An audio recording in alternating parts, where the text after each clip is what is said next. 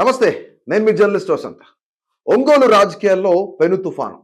ఒకప్పుడు వైసీపీలో తిరుగులేని నాయకుడిగా వెలిగిన బాలినేని శ్రీనివాసరెడ్డి పరిస్థితి ఇప్పుడు ఇటూ కాక అటూ కాక అన్నట్లుగా మారిందా?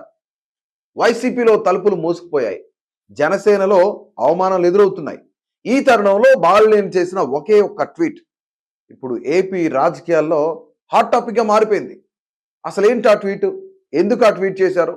పవన్ కళ్యాణ్ కలిసిన తర్వాత బాలినేని శ్రీనివాసరెడ్డి ఆ ట్వీట్ ఎందుకు చేశారనేది మనం కొద్దిగా లోతుగా వెళ్ళి చూస్తే అసలు బాలినేని మనసులో ఏముంది? పవన్ కళ్యాణ్ను ఆశ్రయం అని ఎందుకు సంబోధించారు? ఈ పొలిటికల్ డ్రామా వెనుకున్న అసలు కథ ఏంటి? జనసేన నాయకుడు మాజీ మంత్రి బాలినేని శ్రీనివాసరెడ్డికి వైసీపీలో తలుపులు మూసుకున్న నేపథ్యంలోనే ఆయన చేసిన ఒకే ఒక ట్వీట్ ప్రాధాన్యతను సంతరించుకుంది. రాజకీయ వర్గాల్లో అదొక హాట్ టాపిక్ గా మారింది. ఇప్పుడు ఒకప్పుడు వైసీపీలో బాలినేని ఒక వెలిగారు. ఎన్నికల్లో ఓడిన తర్వాత వైసీపీని ఆయన వీడిపోయారు. అయితే జనసేన తీర్థం కూడా పుచ్చుకున్నారు అప్పటికైనా. ఇక్కడ బాలినేని పరిస్థితి అత్యంత అవమానకరంగా ఉన్నట్లు వార్తలు కూడా వచ్చాయి. స్టిల్ నౌ ఇప్పటికీ వస్తూనే ఉన్నాయి.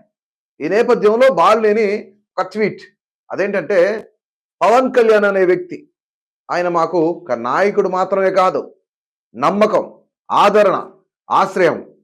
డిప్యూటీ సీఎం పవన్ కళ్యాణ్ బాలినేని కలిసి ఉన్న ఫోటోను షేర్ చేస్తూ ఈ కమెంట్ రాశారనమాట. పవన్ను నమ్మి జనసేనలోకి బాలినేని వెళ్ళిన మాట వాస్తవమే. అయితే జనసేనలో బాలినేనికి అవమానాలు తప్ప ఒరిగిందేమీ లేదన్నది ఆ మాట ఎక్కువగా వినిపిస్తా ఉంది.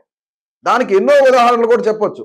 కనీసం ఒంగోలులో బాలినేని శ్రీనివాసరెడ్డి ఒక ఫ్లెక్సీని కూడా పెట్టుకోలేని దయనీయ స్థితికి చేరిపోయారు అని చెప్పేసి వార్తలు చక్కర్లు కొడతా ఉన్నాయి. ఇటీవల ఒంగోలు ఎమ్మెల్యే జనార్దన్పై బాలినేని శ్రీనివాస్ తీవ్ర స్థాయిలో ఆగ్రహం వ్యక్తం చేశారు. ఒంగోలులో రానున్న ఎన్నికల్లో పోటీ చేస్తా అని చెప్పేసి బాలినేని ప్రకటించారు. ఎమ్మెల్యే అవినీతిపై పోరాడతానని హెచ్చరించారు కూడా. ఒకవేళ పార్టీ మద్దతు లేకపోయినా సొంత బలంతో ఆ పని చేస్తానన్నారు. ఒంగోలులో జనసేన టికెట్ ఇవ్వకపోతే బాలినేని పోటీ చేసే పరిస్థితి అనేది ఉండదు.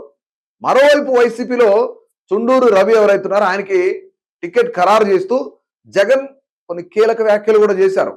రవికి ఎప్పటికీ తన మద్దతు ఉంటుందని చెప్పేసి జగన్మోహన్ రెడ్డి తేల్చి చెప్పేశారనమాట. దీంతో బాలినేని మళ్ళీ వైసీపీలో చేరతారనే ప్రచారానికి ఇక్కడ ఫుల్ స్టాప్ పడింది. ఎందుకు? జగన్మోహన్ రెడ్డి మాట్లాడిన విధానం, చుండూరు రవికి టికెట్ కేటాయిస్తున్నాను, అతనికి మద్దతు ఉంటుంది అని చెప్పేసి జగన్మోహన్ రెడ్డి ఏదైతే సంచలన కామెంట్ చేశారో ఆ కామెంట్స్ రూపంలోనే ఇప్పుడు మళ్ళీ బాలినేని బ్యాక్ టు వైసీపీ అనేది జరగదు.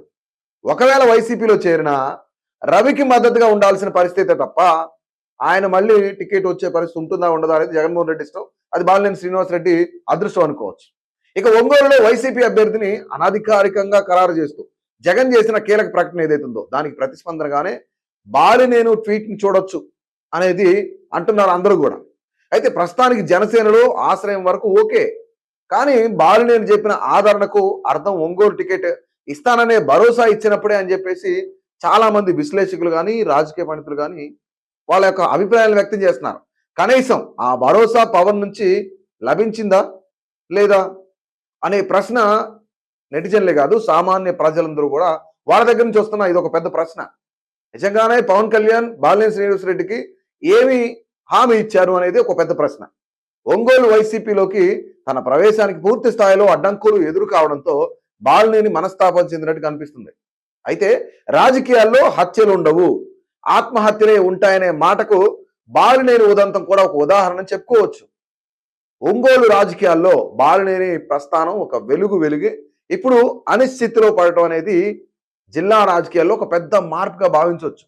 పవన్ కళ్యాణ్ నిజంగానే బాలినేనికి ఆ ఆదరణ అంటే టికెట్ భరోసా ఇస్తారో లేదో అని చెప్పేసి కాలమే నిర్ణయించాలి.